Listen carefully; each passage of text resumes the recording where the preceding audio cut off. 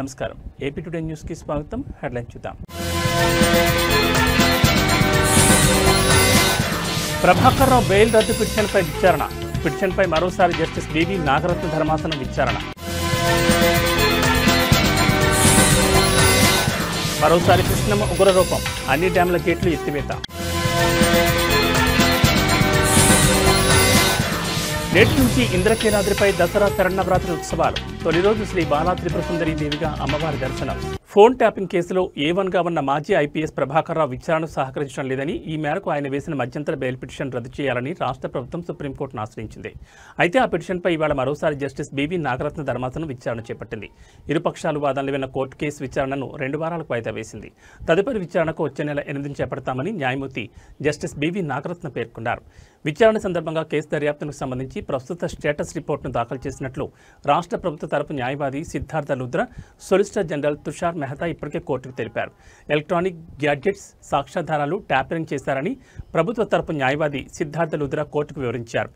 Data recovery చేయడానికి కూడా ప్రభాకర్ రావు సహకరించడం లేదన్నారు. ప్రభాకర్ రావు ఇచ్చిన ఎలక్ట్రానిక్ పరికరాలన్నీ ఫార్మాట్ చేసి ఇచ్చారని సొలిసిటర్ జనరల్ తుషార్ మెహతా అన్నారు. ప్రభుత్వం ఇచ్చిన ల్యాప్టాప్ కూడా అదే స్థితిలో ఉందని, దానిలో ఎలాంటి సమాచారం లేదని గత విచారణలో కోర్టు దృష్టికి తీసుకొచ్చారు. ఈ క్రమంలోనే తన క్లయింట్ ప్రభాకర్ రావు కేసు విచారణకు ఎప్పుడు పిలిచినా హాజరవుతున్నారని ఆయన తరపు న్యాయవాది శేషాద్రి నాయుడు ధర్మాసనానికి తెలిపారు.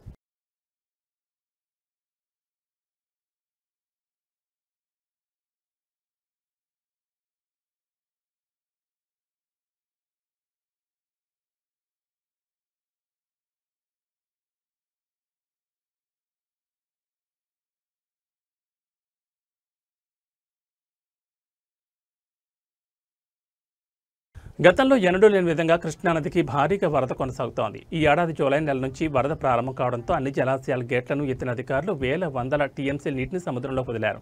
తాజాగా ఎగువన కురుస్తున్న భారీ వర్షాలకు తోడు తెలంగాణ, ఏపీలో కృష్ణానది పరివాహక ప్రాంతాల్లో భారీ నుంచి అతి భారీ వర్షాలు కురుస్తున్నాయి. దీంతో మరోసారి కృష్ణమ్మ ఉగ్రరూపం దాల్చింది. వారం కిందట ప్రశాంతంగా ఉన్న కృష్ణానదికి భారీగా వరద పెరగడంతో ఆల్మట్టి, చూరాల, శ్రీశైలం, నాగార్జున సాగర్, టైల్ ప్యాంట్, పులిచింతల, ప్రకాశం బ్యారేజ్ గేట్లను ఎత్తి నీటిని దిగువకు విడుదల చేస్తున్నారు. ముఖ్యంగా జోరాల నుంచి భారీగా వరదొస్తుండటంతో శ్రీశైలం జలాశయం 10 గేట్లు 10 అడుగులు ఎత్తి 3,39,496 అడుగుల నీటిని దిగువకు విడుదల చేస్తున్నారు. దీంతో నాగార్జున సాగర్ జలాశయానికి వరద పెరగడంతో అప్రమత్తమైన అధికారులు 29 గేట్లను ఎత్తి నీటిని దిగువకు వదులుతున్నారు. దీంతో ప్రకాశం బ్యారేజ్ వద్ద కృష్ణమ్మ ఉగ్రరూపం దాల్చి వేగంగా సముద్రంలోకి పరుగులు తీస్తోంది.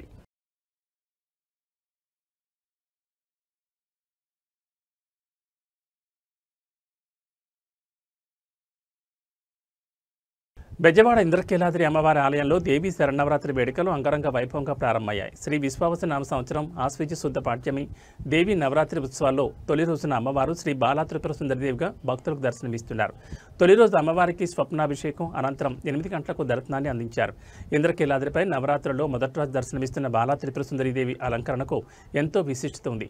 సమస్త దేవీ మంత్రాల్లో కంటే బాలా మంత్రం ఎంతో గొప్పదని విద్యోపాసకులకి మొట్టమొదటి బాలామంత్రాన్ని ఉపదేశిస్తారు. మహాత్రిపుర సుందరీదేవి నిత్యం కొలువుండే శ్రీచక్రంలో మొదటి అమ్నాయంలో ఉండే మొదటి దేవత బాలాదేవి. ముందుగా బాలాదేవి అనుగ్రహం పొందితేనే మహాత్రిపుర సుందరీదేవి అనుగ్రహాన్ని పొందగలుగుతారని పురాణాలు చెప్తున్నాయి. దసరా మహోత్సవాల్లో భక్తులకు పూర్ణఫలం అందించే అలంకారం శ్రీ బాలాదేవి అని ప్రతీతి.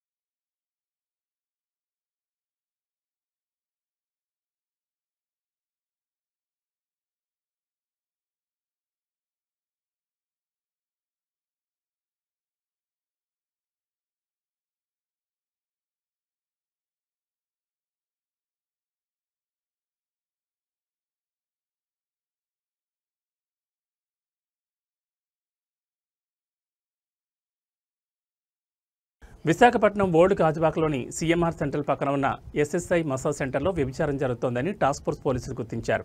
గత 4 సంవత్సరాలుగా మసాజ్ సెంటర్ యజమానులైన సంగీత, ఆమె భర్త ఈ అక్రమ వ్యాపారాన్ని నిర్వహిస్తున్నట్లు విచారణలో తేలింది. పక్కా సమాచారం అందుకున్న పోలీసులు 3 రోజుల క్రితం ఆ మసాజ్ సెంటర్పై దాడి చేశారు. ఈ దాడిలో వ్యభిచార కార్యకలాపాల్లో పాల్గొన్న 3 మహిళలు, 4 యువకులతో పాటు యజమానులు సంగీత, ఆమె భర్తను అదుపులోకి తీసుకున్నారు. అనంతరం వారందరినీ పోలీస్ స్టేషన్కు తరలించారు. ఈ సంఘటన నేపథ్యంలో స్థానిక ప్రజలు ఇలాంటి మసాజ్ సెంటర్లు, బాడీ స్పా వంటి వాటిని పూర్తిగా మూసివేయాలని డిమాండ్ చేస్తున్నారు. ఇలాంటి అక్రమ కార్యకలాపాలు సమాజానికి హానికరమని వారు ఆందోళన వ్యక్తం చేశారు. విశాఖపట్నం గాజువాక సీఎంఆర్ సెంట్రల్ పక్కన ఎస్ఎస్ థై స్పా మసాజ్ పేర్ల మీద వ్యభిచారం జరిపిస్తున్న ఇక్కడ వాండ్రమ్మ సంగీత ఇంకా వాళ్ళు భర్త ఇద్దరు కలిసి ఈ కార్యక్రమానికి ఇలా కలిసి సపోర్ట్ చేస్తూ వ్యభిచారం సెంటర్ పెట్టి నడపడం జరుగుతుంది. ఒక 2-3 రోజుల కిందట టాస్క్ ఫోర్స్ పోలీస్ వాళ్ళు వచ్చేసి వాండ్రమ్మ సంగీతాన్ని, వాళ్ళ భర్తని, ఇంకా వ్యభిచారం చేస్తున్న 3 ఆడవాళ్ళని, మగవాళ్ళని అందరిని పట్టుకొని సెంట్రల్ జైలుకి పంపడం జరిగింది. ఇది Thai massage centre. Thai massage centre పేరు మీద వ్యభిచారం సెంటర్ అని చెప్పుకోవచ్చు. నిన్న ఇక్కడ పోలీస్ వాళ్ళు వచ్చి, టాస్క్ ఫోర్స్ పోలీస్ వాళ్ళు వచ్చి దీన్ని సీజ్ చేయడం జరిగింది. అలాగే దీంట్లోనే అన్ని కార్యకలాపాలు జరిగేవి. థై స్పా అంటారు. వనపర్తి జిల్లా గోపాల్పేట మండల కేంద్రంలో యూరియా కొరత కారణంగా రైతులు తీవ్ర నిరసన చేపట్టారు. మండల కేంద్రంలో 1200 బస్తాల యూరియా అందుబాటులో ఉందని స్థానిక కాంగ్రెస్ నాయకులు, అధికారులు రైతులకు సమాచారం ఇవ్వడంతో రైతులు అక్కడికి చేరుకున్నారు. అయితే అక్కడికి వచ్చిన వారికి యూరియా అందుబాటులో లేదని తెలియడంతో రైతులు ఆగ్రహం వ్యక్తం చేశారు. దీనిపై అధికారులను ప్రశ్నించగా మీకు యూరియా కావాలంటే సీఎం రేవంత్ రెడ్డికి ఫోన్ చేయండి అని నిర్లక్ష్యంగా సమాధానమిచ్చారు. అధికారుల ఈ వైఖరితో నిరాశ చెందిన రైతులు ఏం చేయాలో తెలియక రోడ్డుపై బైఠాయించి నిరసన దిగారు. యూరియా సరఫరాలో జాప్యం, అధికారుల నిర్లక్ష్యంపై రైతులు ఆందోళన వ్యక్తం చేస్తూ ధర్నా నిర్వహించారు.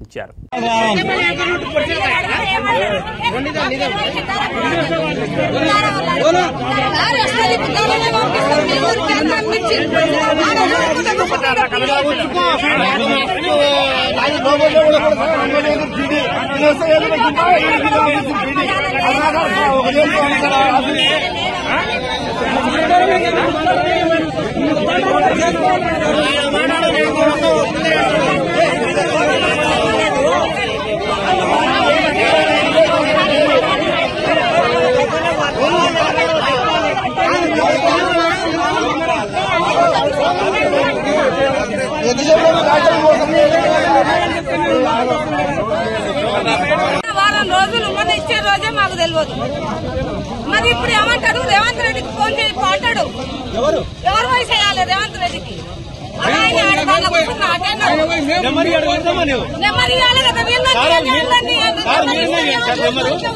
ఫోన్ చేస్తాం మరి సమాధానం ఏదో చెప్పాలి కదా సార్ మీరు.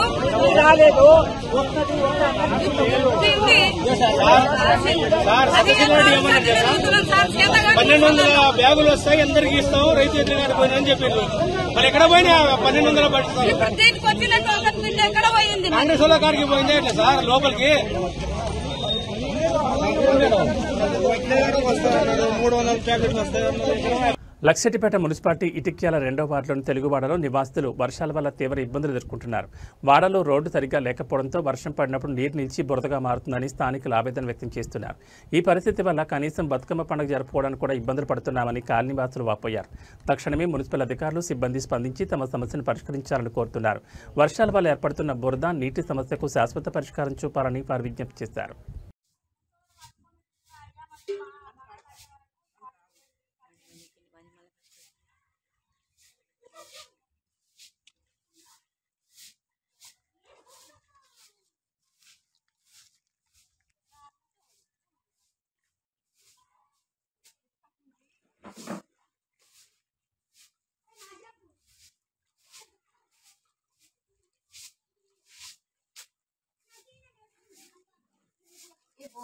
నీళ్ళలో ఇచ్చే తిరుగుడు అయ్యా మా పరిస్థితి ఇదే బతుకు బతుకు ఇస్తేనా ఇక ఆడవి ఏమలేదా ఇక నీళ్ళ నీరు కూడా ఏముందా ఇలా ఈ వాడవినా మాకు నీళ్ళు లేవే ఉంది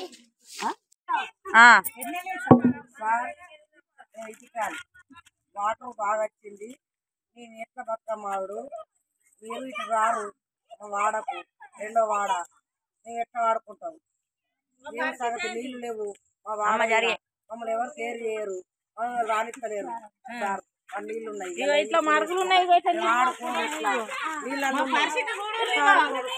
చెప్పండి ఏం చేసాడు నీళ్ళు ఉన్నాం ఎట్లా వాడుకుంటాం ఎవరు పట్టించుకుంటలేకపోతే మా పరిస్థితి ఏంటిది ఇదంతా నీళ్ళం అడిగే వాడుకోవద్దా ఇంకో చిన్నగా పిల్లగాడ నడవత్తలేదు నడవత్తలేకపోయా మేము ఎట్లా ఆడుకోవాలి చెప్పను నడవటానికి ప్లేస్ లేదు మాకు ప్లేస్ లేదు ఎటు పోడు మేము ఏడాడు ఏటచ్చుడు సార్ బతుకమ్మ అని కాదు మాకు నీళ్ళే లేవు తాగుదామంటే నీళ్ళు లేవు దొంగ లేదు ఓట నప్పుండ్రు ఓటు ఎత్తున్నాం మరి మా పరిస్థితి ఏంది ఎట్లా ఆడుకుందాం ఇప్పుడు నీళ్ళు చూడండి మా పరిస్థితి నీళ్ళు ఉన్నాం రెండో వాడలో ఎవరున్నారు ఇక్కడ మాకు చెప్పండి మాకు నీళ్లు వాటర్ లేవు మాకు ఈ నీళ్ళ మేము వాడుకుందా చెప్పండి సార్ ఇంక అన్ని నీళ్ళే సార్ చూడుర్రి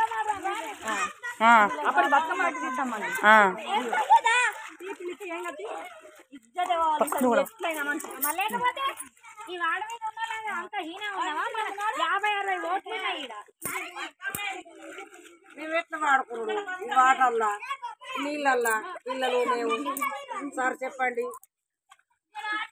మా పరిస్థితి ఏంది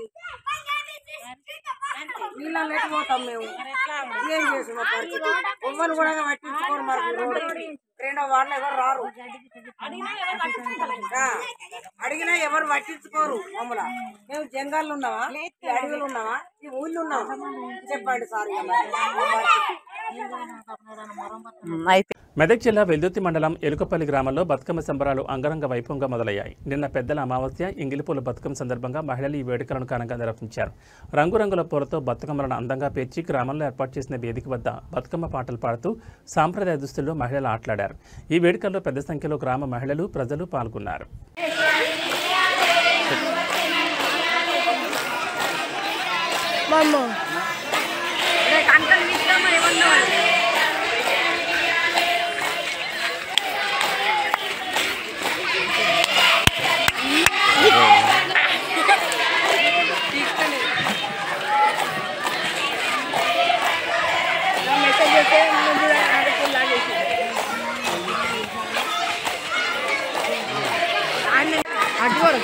गाड़ी कोरा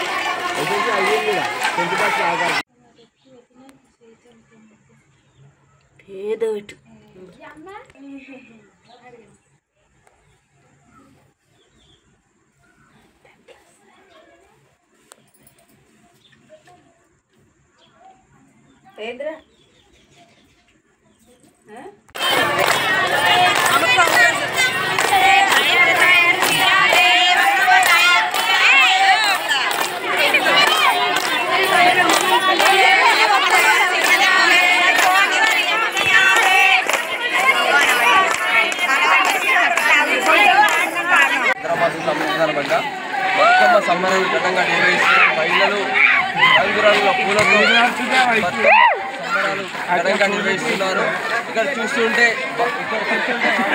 పిల్లలు చాలా పెద్ద ఎత్తున మన రంగురంగుల పూలతో ఆడపిల్ల పిల్లలు పెద్దలు అంతా కలిసి నిర్వహిస్తున్నారు. ఈ సందర్భంగా భక్తులు ఎలాంటి మహిళలు ఎలాంటి రంగురంగు కట్టుకొని రంగురంగుల పూలతో అని రకరకాల పూలతో నిర్వహిస్తున్నారు. పెద్ద ఎత్తున బతుకమ్మ సందర్భంగా మంచిగా బతుకమ్మ రంగురంగుల పూలతో ఆడుతున్నారు.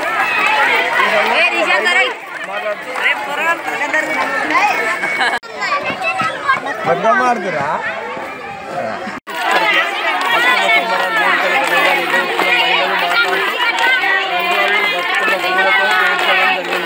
మహిళలు పెద్ద ఎత్తున ఉన్నారు. బతుకమ్మలు చూస్తుంటే మంచిగా రంగురంగు పూలతో చూస్తున్నారు. మహిళలు బతుకమ్మ ఆట ఆడుతుంటే బాగా అనిపిస్తుంది.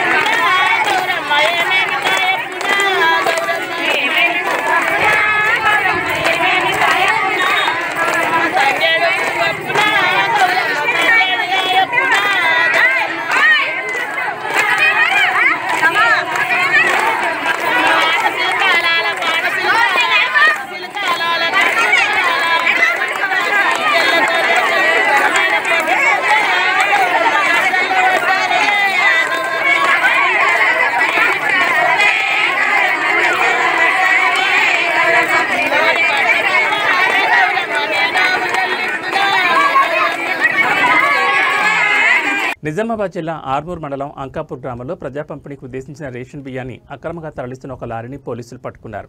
నిన్న రాత్రి సుమారు 8:30 గంటల సమయంలో అంకాపూర్ గ్రామ పంచాయతీ ఎదురుగా విజిలెన్స్ డిపార్ట్మెంట్, ఆర్మూర్ పోలీసులు సంయుక్తంగా ఈ ఆపరేషన్ నిర్వహించారు. ఈ సందర్భంగా లారీలో ఉన్న 280 బస్తాల బియ్యాన్ని స్వాధీనం చేసుకున్నారు. వాటి మొత్తం బరువు 145 క్వింటాలు ఉంటుందని అధికారులు తెలిపారు. ఈ అక్రమ రవాణాలో ప్రమేయం ఉన్న 6 వ్యక్తులపై పోలీసులు కేసు నమోదు చేశారు. నిందితులుగా కడమంచి అంజీ, కడమంచి మహేందర్, కడమంచి రాజయ్య, కమ్మర్పల్లి గ్రామానికి చెందిన కొండపల్లి నరేష్, అస్లాం, నాగేష్ అనే వారిపై కేసు నమోదు చేసినట్లు ఆర్మూర్ సీఐ సత్యనారాయణ గౌడ్ వెల్లడించారు. ఈ ఘటనపై పోలీసులు తదుపరి దర్యాప్తు చేస్తున్నారు.